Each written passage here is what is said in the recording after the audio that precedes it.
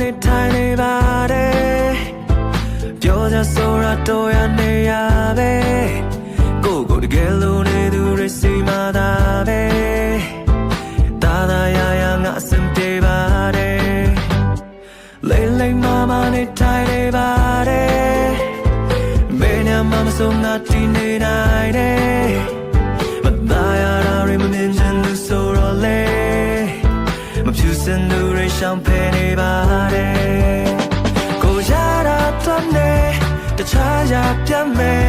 အချစ်တော်လို့ပေးရမယူ